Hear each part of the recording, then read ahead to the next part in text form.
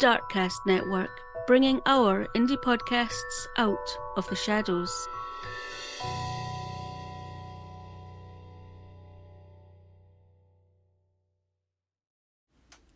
Just before we dive into this week's episode, here's a promo. Grab your marshmallows and sleeping bags for the Burnt Marshmallows podcast, where cozy mysteries come alive around the crackling campfire. Picture yourself wrapped in a warm blanket, sipping hot cocoa as we share spooky tales that will whisk you away to a world of mystery, ghosts, and perhaps even an occasional monster. Crime-solving spirits, urban legends, Bigfoot, we've got it all. Join Burnt Marshmallows every Tuesday, wherever you listen to podcasts for cozy mysteries.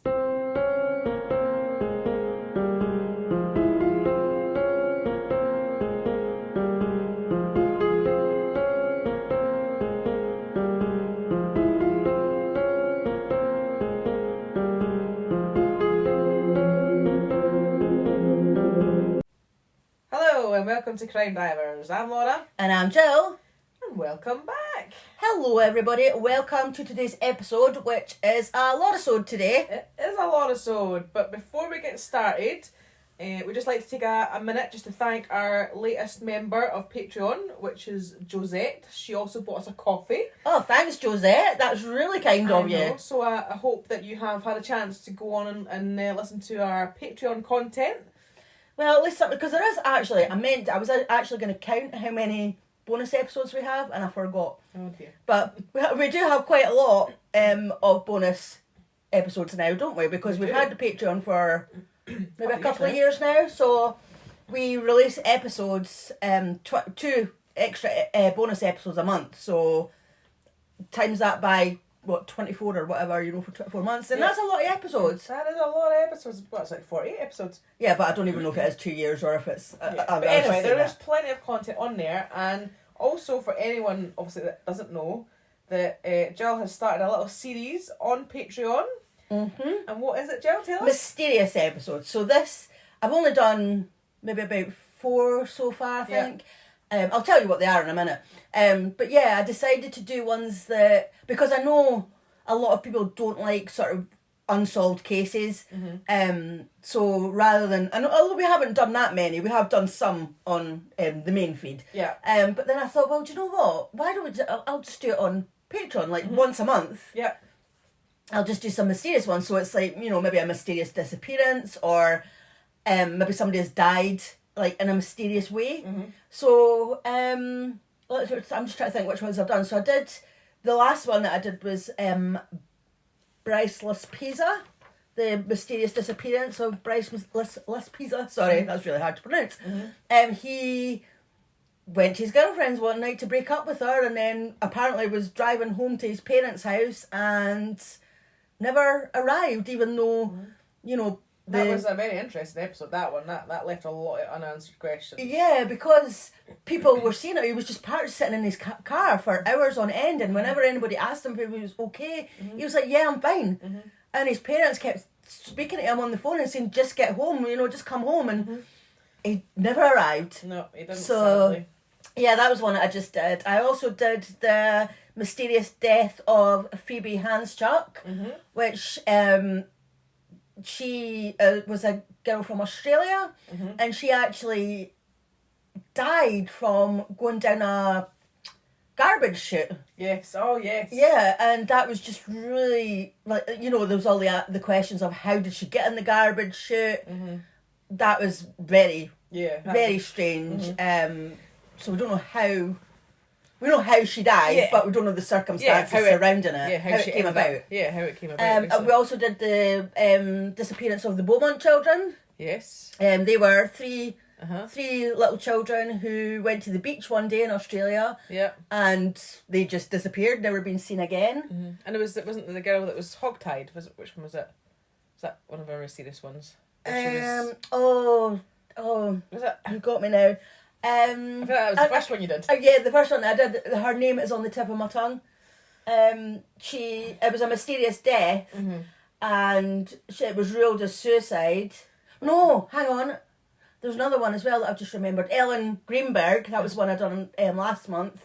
She was found dead in her apartment where the door was locked. Oh, yes. And yes. It looked like she'd been murdered, but it was actually ruled as a suicide. That's right. I know, because these things, like, they annoy the hell out of me, because I like to know what happens, but they are very interesting, and they do have, like, a lot of unanswered questions, which is obviously why they're so mysterious, and, oh, what's happened here, and we obviously do have our own opinions. There are opinions out there as well, so it's, you know, they're very, very interesting. They are really interesting, but as I said, you know, I do get it that a lot of people don't like those kind of episodes. So yeah, the first one that I did was Cindy James. Cindy James, that's it, yeah. She was stalked for 6.5 years before her body was found, and her body was found hogtied. But yeah, I'm sure that was ruled as suicide as well. So yeah, so those are just the mysterious ones that we've got there. And obviously for the past couple of years we've been doing other episodes, just, you know, the normal sort of cases. So if anybody wants to join up and get the bonus content, you'll also get early access to the episodes and ad-free episodes as well. So if anybody wants to join, we have 3 tiers. It'll be in whatever currency, you know, from whatever country that you're in. But obviously we're UK, so for us it's like the first tier is £1, second tier is £3, and the third tier is £5. So it's not a lot of money, but obviously we know that times are hard, so we'd never expect anything of anybody. No. But yeah, there is that. You'll get your content, and as I said, like Josette, she bought us a coffee as well. So if anybody would want to do that, it's buymeacoffee.com/CrimeDivers, and it's just, you know, a one-off payment if you just fancy buying us a coffee. Just, you know, those poor women are skint and they need a coffee. And I believe that our next mysterious episode is out on Friday. No. Next Friday? No. Oh, okay. Our next Patreon episode is out on Friday. Patreon's out Friday, yeah. sorry. It's not a mysterious one. Oh, okay. The mysterious one will be like 2 weeks after that. Oh, okay, sorry. So the one that I'm doing on this Friday... Oh, is that Patreon? That's a Patreon, just the normal, regular Patreon one. Yeah. Yeah, so that's about a 14-year-old boy who was groomed on a gaming server, and he got lured to somebody's house and ended up unfortunately murdered. So that was a really sad one, as they all are. They're all really sad. So if anybody would like to join and listen to that, then as I said, patreon.com/CrimeDivers. Okay. So now we're going to shut up because we realise that we went on for a good five minutes about that. So yes, let's get to today's episode. Today's Lorisode. So where in the world are we? We are in America. And the name of your case is? The Sledgehammer Killer. Oh, that sounds brutal. Yes. Okay, do you want to dive in then? Let's dive in. So to be honest, like, when I first came across this case, like, I hadn't heard of it, obviously. I thought this was a good one to do. But then I did realise I had seen, I've seen the viral video of this killer. So then I was like, oh. So I think it's more known for he's obviously more known for his interview than maybe the initial crime. Oh. I think. So we'll get to that. Well, I know him. You might do, like, what I mean, because you might not have known it just from the murder alone, but because he did such a massive TV interview, right? Maybe you might have seen it yourself, or all right, okay. Maybe, but we'll get into that, and then you can hear all about it. So Zachary Davis was just 15 years old. Okay, I take it you do know who it is then. Somebody just mentioned that name. Really? I actually looked him up. Yeah, there you go. The other day, I was on Facebook. Sorry, we will get started in a second.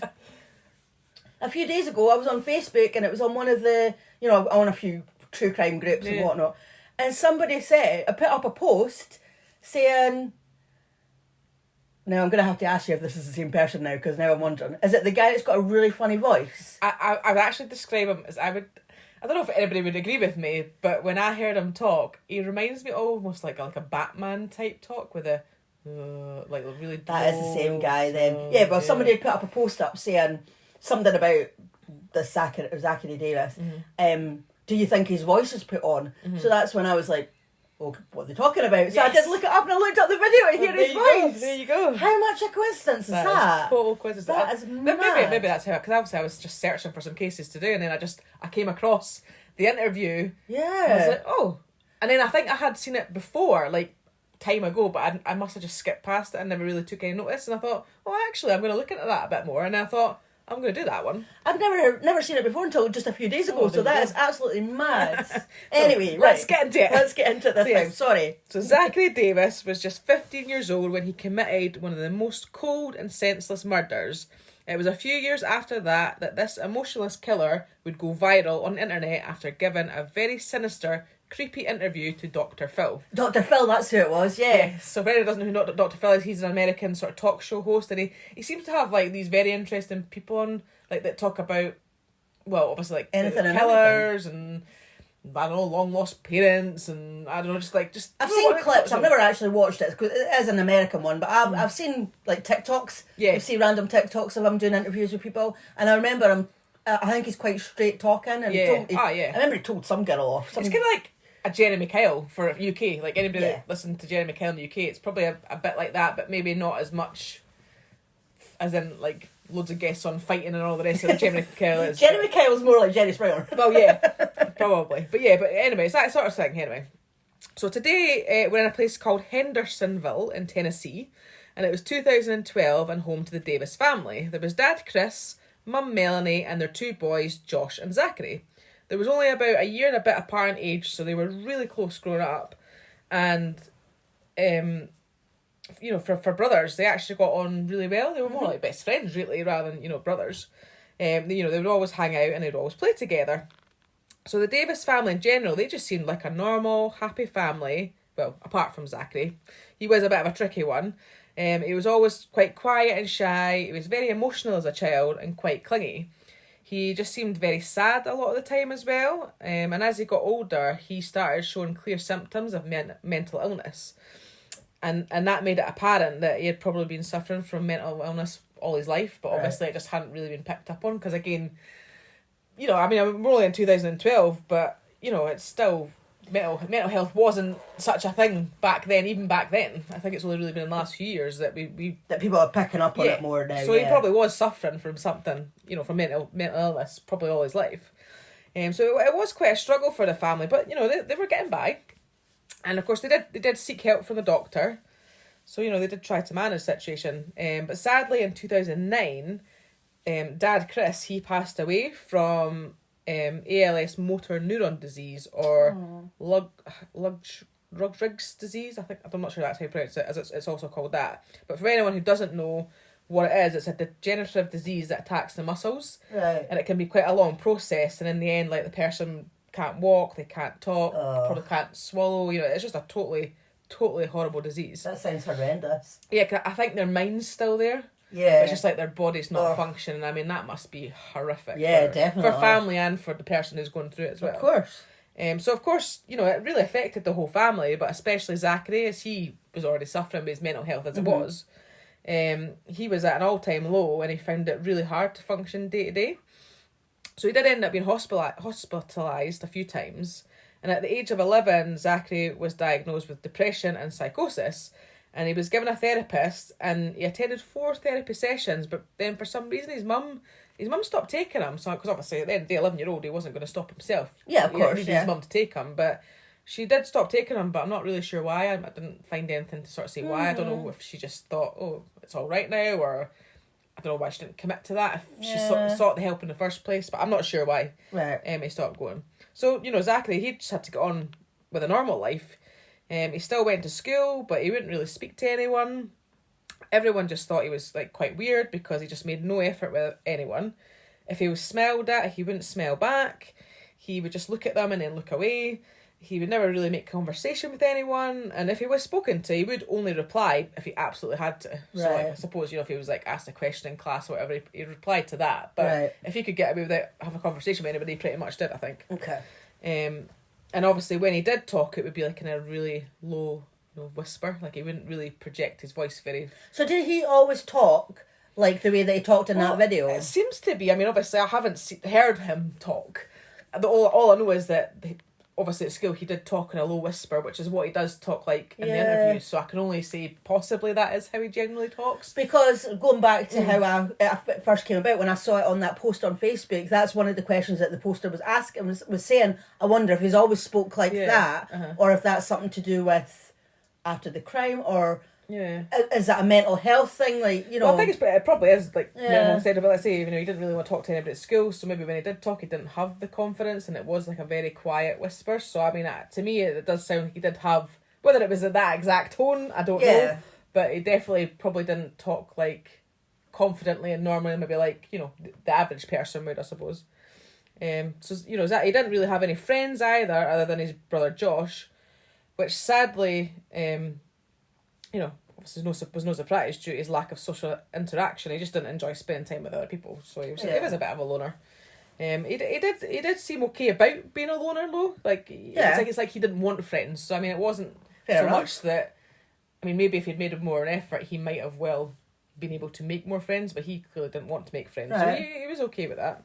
But his brother Josh, he was the complete opposite. Like, he was on all the sports teams. He had lots of friends. You know, he was just like well into everything. So he was totally opposite.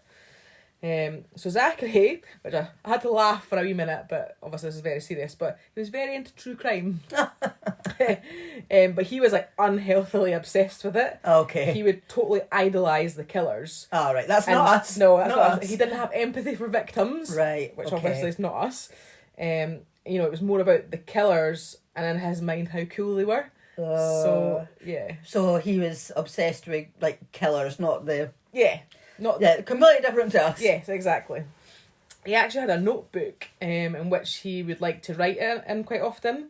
And one of the things he said was, you can't spell slaughter without laughter. It's very true.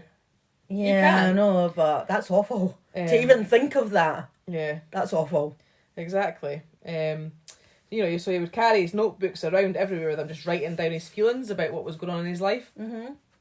So when Zachary was about 13, 14 years old, he told his mum that he actually started hearing voices. And it was like specifically one voice he would hear every night, all night, and to the point where he was struggling to sleep most nights because there was just this voice in his head. And the voice that he said he was hearing was actually the voice of his dead father. And apparently he was telling him all kinds of stuff. Like, his dad must have been seeing all kinds of stuff in his head, which we'll get to later. So his mum was obviously worried, so she took him back to see a psychiatrist, and then he was diagnosed with schizophrenia. Apparently, like, still to this day, like, he still hears voices in his head, like, 24/7. Like, it's just constant, he hears voices in his head. That must be awful. I mean, I can't imagine that, but, I mean... Does medication can that not stop that?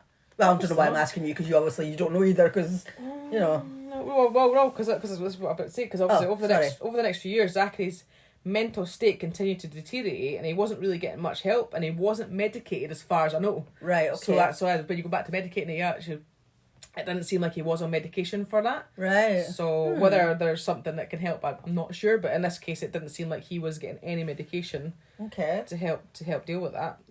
I have no idea why, but... So in August 2012, Melanie, the mum, she decided that she was going to take the boys to the cinema.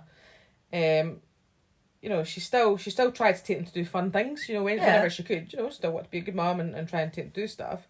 So they were going to see a film called The Campaign, which was a Will Ferrell movie. Haven't seen it personally. No, never even heard of it. Neither did I. I basically, The Campaign, I think it's basically to do like politics and some kind of comedy stuff. Not my kind of thing then. No, not exactly.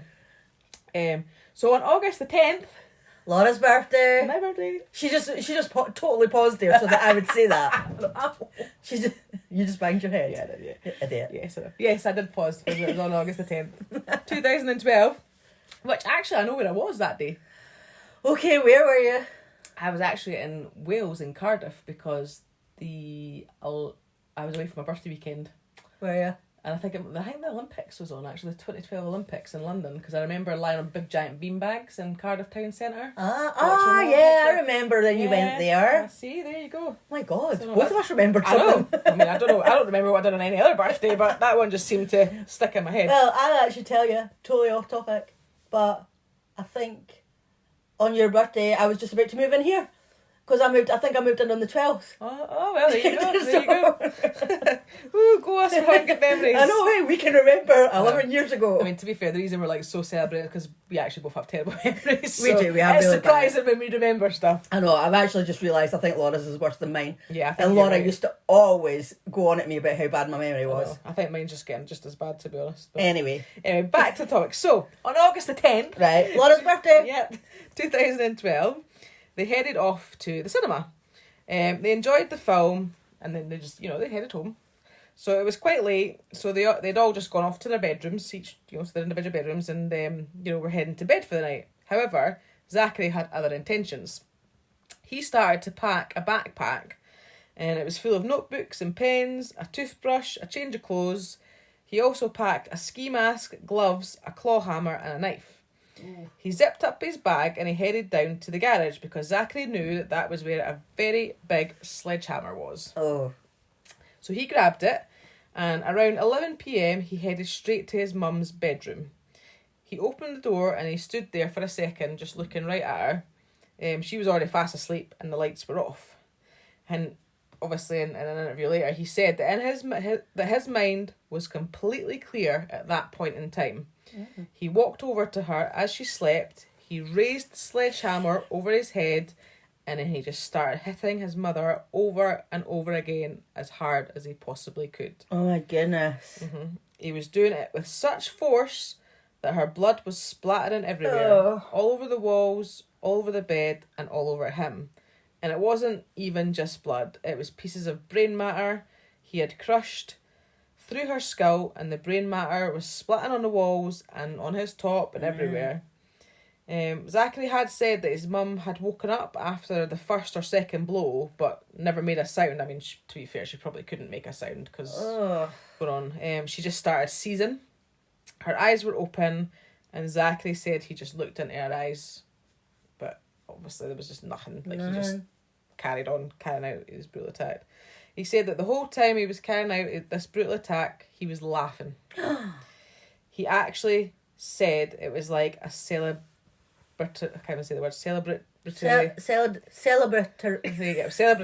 laugh.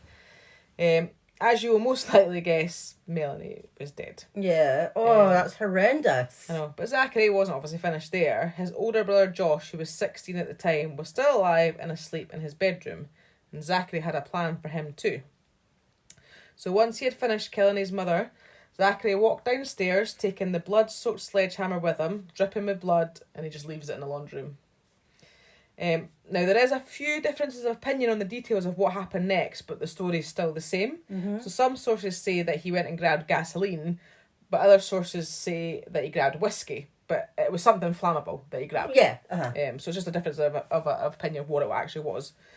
So he obviously grabbed whatever it was that was flammable. He went back up to his mum's bedroom and he starts pouring it all over the bedroom.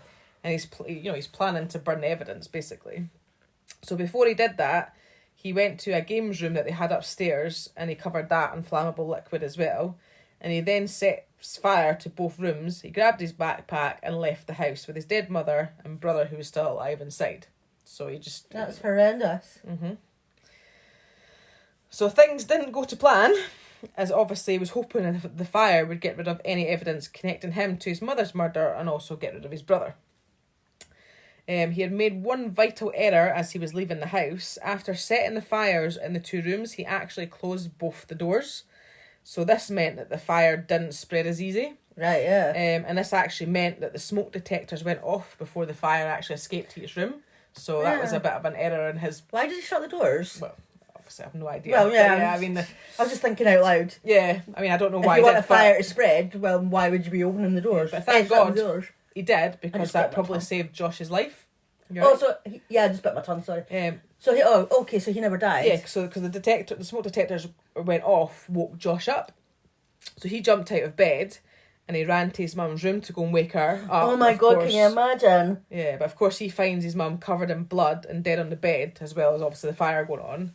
So he apparently he just knew what had happened.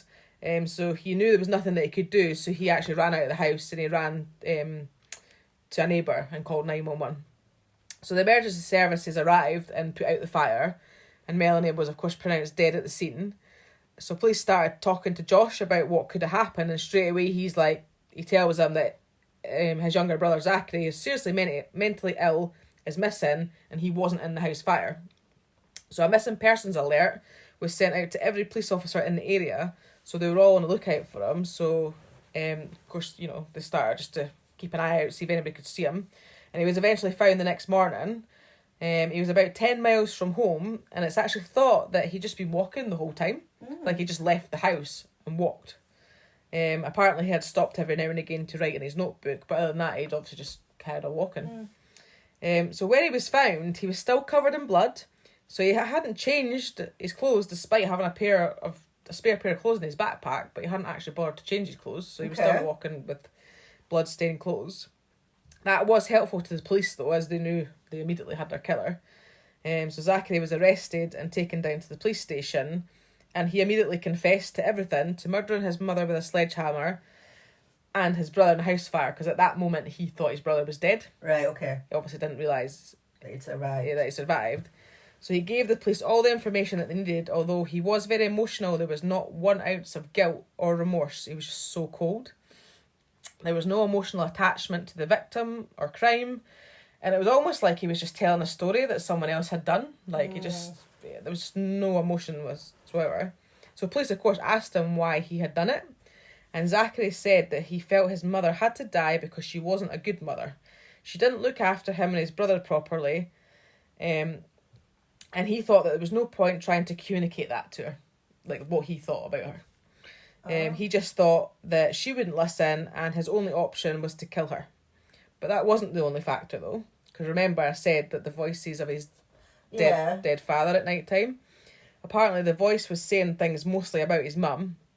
Apparently his dad would say she was a whore because she had moved on too fast after his death, so that's why she needed to die.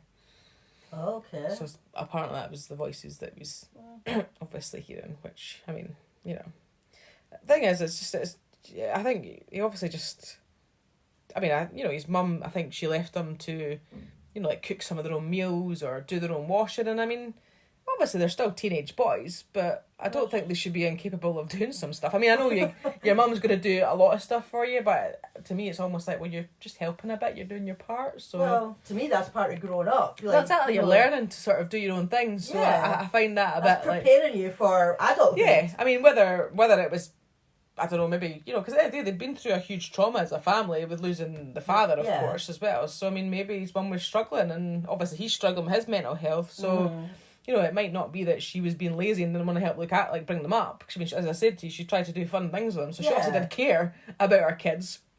But as I said, he obviously was upset by her actions or lack of actions. And rather than talk to her about it, she had to die, of course. I mean, there's no other way, is there? Well, when you're struggling with mental health, you just don't know what you're not. He's obviously not rationalising things, So. I know. But yeah, I mean, it's awful. It's horrendous. Exactly. So the police asked how long he had been hearing this from his dad, and how long had he been planning the murder, but Zachary said that he'd only had the idea of the murder. Spit it out. After obviously, the police asked how long he had been hearing this from his dad and had been planning the murder for. But Zachary said he'd only had the idea that day, on the day of the murder, sorry. So he'd planned and carried it out in a matter of hours. So it would just been a spur of the moment type thing. So as I said at the start, Zachary did an interview with Dr. Phil, and he told him that he chose that day specifically because he had simply had enough that day and he thought it was a good time. That was why. There's one part in the interview when Dr. Phil asks what it sounded like when he was hitting his mother with a sledgehammer, and he replied saying it was a bit wet. He then laughed, like he kind of went, it was a bit wet, and he went like that. That thumping sound, and then he kind of looked down and he smirked. And I have to say, he laughed quite a bit throughout the interview. And I had to put in brackets, so he sounds a bit like Batman. It's just the low tone of his voice. So I never watched it. I was just curious to hear what his voice sounded like because we're talking about it on Facebook. So I literally, I went on, I found it, and I must have listened to about 10 seconds of it, so I didn't actually watch the interview. So Which I'm glad I didn't watch it now, because now you're telling me. Exactly. So he did say that he loved his mother. Right. Although he did say that they weren't very close and they didn't talk often, but they didn't really argue. So to me, it just seems even more shocking. It's like, well, they didn't. Yeah. They didn't communicate much, but they didn't argue about stuff a lot. So I don't know. Everyone that knew the Davis family knew Zachary was struggling with his mental health, but of course they never expected that he would murder his own mother. Yeah. As I said before, he said that she was a bad mum. That's what I was saying to you before. She would basically make them do everything for themselves, their washing, make their own meals, basically fend for themselves.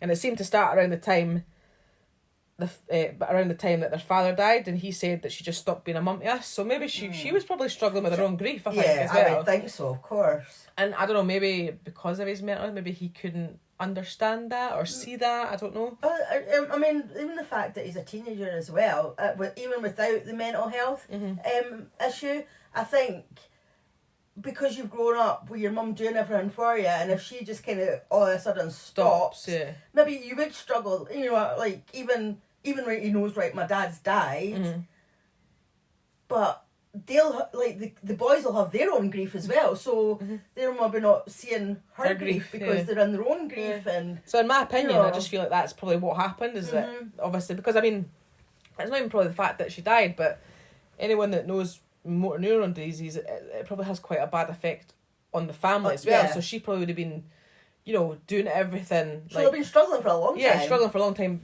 I don't know exactly how long he was diagnosed before he died, but I mean, if I said it's a long drawn out illness, so he possibly, she could have been struggling for a long time, obviously looking after, their dad. Yeah. And, let's say if he couldn't, eventually I think, you can't talk, you can't walk, you can't really eat. So That's I mean, a lot to take on. Exactly. Isn't it? So I mean, she probably was struggling, but. And even that on top of having teenagers are hard work, and you've got two teenagers that are just over a year apart. I mean, I know myself. We've got our girls that are just over a year apart from each other as well, which in some ways is great because they're similar in age and growing up. Yeah. They were into the same things and all that. It was great, but at other times they would behave just as badly as each other as well. You know what I mean? So it would be a struggle to bring them up. Exactly. So I'll put all that into one. I mean, and obviously, she's been dealing with Zachary's mental illness as he's been growing up as well. So that would have put a strain on her. So I don't know. I mean, you've got to have a bit of sympathy. All right, she might, if she was not maybe being the mum that they wanted her to be. I mean, can you blame her? But at the end of the day, as you said, I mean, she was still trying to do fun things with them, and I mean, she still was there. She was still providing for them. But as you said, I mean, like if somebody's got mental health issues, then you don't know how his thought process is. And, exactly. Because if the other was it Josh? Josh, his name is? yeah. I mean, he's not got the mental health issues, so so maybe he's not thinking his mum's a problem, or exactly. He's maybe not. It's maybe not a big issue to him. He's like, no, everything's fine. You know, exactly. Obviously, we're struggling. Yeah, because we're doing my our dad best. died, but we're doing our best. But so his relationship with his brother Josh was actually even worse than the relationship with his mother. But not many people knew that. They seemed like the best of friends, as I described before, and they probably were, like growing up. But there must have come a point when they weren't. Zachary said that when he was a preteen, Josh allegedly sexually assaulted him while their mum was out of the house. He supposedly chased him, threw him to the ground, pinned him down, ripped his clothes off and raped him. Of course, Josh has denied all the accusations and he's never been charged or found guilty or convicted. So I've actually no idea whether there was any truth in that. We can't say whether. Obviously, that's all just allegedly. Yeah, that's just him saying that. So, but I mean, it could be true. Yeah. Might not be. But the reason, obviously, I say it is because it was obviously brought up in court as a reason why Zachary would want to kill his brother. Right. We know why he wanted to kill his mum, but we did wonder why. I was wondering why he wanted to kill his brother. Yeah. So that's the thought process behind. That's his reason for it, right? Yeah. So Zachary said it was a big part, though, as to why he killed his mother, as she should have been there to protect him, and in his eyes, she had failed him once again, because apparently he supposedly tried to tell his mum the truth about it, but she didn't want to hear. Again, totally, allegedly, no idea. Yeah, there's no point in even trying to comment on that because we don't know. No. He wrote in his diary that she wouldn't listen and got angry at him if he brought it up. And she would shout at him and tell him he's lying. It was one of the only things they argued about, because I did say before they didn't really argue, but that was one of the only things that they argued about. And Zachary said that the sexual assault affected him for quite some time. He wouldn't wash for weeks because they didn't have a lock on their bathroom door. He self-harmed as well. He obviously stank because of obviously not washing. But I think that was, if it was true, that was his reason. His reason not to wash was so that if his brother did try to come near him, he wouldn't want to, because he's... See, that's understandable. Mm-hmm. But, again, as I said, I don't know, so... Yeah. He said that he wished he had just killed his brother with a sledgehammer too while he had the chance. But I think what they think is that the reason why he didn't is because he wanted Josh to suffer in the house fire, because maybe killing him with a sledgehammer would have been too... I'd say too quick and easy, I think he wanted him to suffer. Yeah. Which is why, because I did wonder why did he not go and kill him with a sledgehammer as well? If he intended on both of them to die, why did he not do the same to Josh? But that apparently is the reason. So a lot of people think that Zachary wasn't in a fit mental state to stand trial, but apparently he was deemed fit, and the trial went ahead. But despite being 15 at the time of the crime, he was actually going to be tried as an adult as well. All right. So his opening plea was actually not guilty on the grounds of diminished responsibility due to his mental illnesses. Which I thought was, considering he confessed to all, I did wonder why he pled not guilty, but he did have a confession about doing it, and then he decided to plead not guilty. But he's pleading not guilty to murder though. Yeah. So because of his diminished responsibility, that's why he's pleading not guilty. Yeah. So a few days into the trial, there was a plot twist. Zachary decided to change his story, and he was called up to the stand and asked why he killed his mother. And this is when he said that he didn't kill his mother. He said it was his brother, and he was covering for him. So he kind of threw that in a spanner in the works. Even though he was the one that was covered in blood. Yeah, exactly. And obviously confessed to it and all the rest of it, yeah. So he tried to basically say that it was his brother. So I don't know why. I don't know if... Maybe that was because he never managed to kill his brother, so he thought, well, do you know what? I'm going to try something else. Yeah, I'm going to get blamed on him and he's going to go to jail. Exactly. But, of course, no one believes him. No. All the evidence clearly pointed to his guilt, and the trial basically carried on like he hadn't even said that. They obviously just totally disregarded that as if he hadn't even said it. So Zachary Davis was found guilty of the murder of his mother and the attempted murder of his brother. And he was sentenced to life in prison with a minimum of 70 years. Wow. So 70 years. Yes. But yeah, you should definitely go and listen to that interview. Well, I'll go and watch it now. It's, for anybody that hasn't seen it. I didn't watch it before because I just wanted to hear his voice. But on the other hand, I didn't know the content. I didn't know what the case was. I didn't know what he'd done. Yeah. So I thought, well, there's no point in listening to an interview that I don't know what they're talking about. I think his crime at the time obviously wasn't worldwide known, but it was when he did that interview, it went viral. And that's when, because I said I didn't know the crime when I started to do the thing. I was like, oh, I haven't heard of this. Yeah. But then as soon as I seen there was a video related to it, and I was like, I've seen that video, right enough, I have heard of it.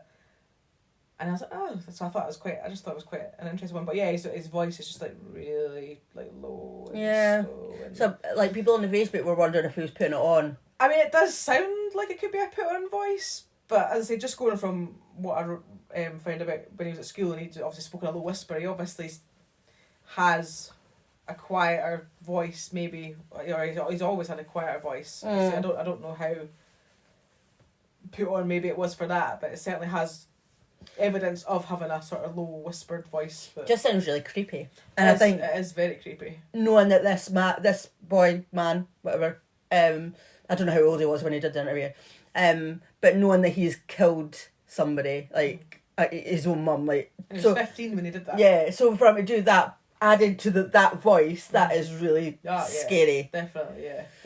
So. But thanks for that, and thank you to everybody for listening. And I'm sure if you want to go and listen to that interview, you could probably just type it into like YouTube or TikTok or whatever. Just type it. I think it was on YouTube, the video. I seen it on TikTok, I think so. So yes, you can go and listen to it or watch it there and see what you think. Yeah. So thanks for listening, and we'll see you next time. Bye. If you would like to follow us on social media, we are on Twitter and Instagram, which is crime_divers_pod. We are also on TikTok, YouTube, and Facebook, which is CrimeDivers Podcast. If you'd like to get in contact with us, you can email us on crime_divers_pod@outlook.com. And if you would like to support the show, we have Buy Me a Coffee, so that's buymeacoffee.com/CrimeDivers, and you can make a one-off donation. And we also have Patreon, which is patreon.com/CrimeDivers. We have 3 tiers, which are £1, £3 and £5, and you get your bonus content, early access to episodes, ad-free episodes, and obviously that will be in your own currency, whichever country you live in. And if you haven't already, please don't forget to subscribe, rate and review.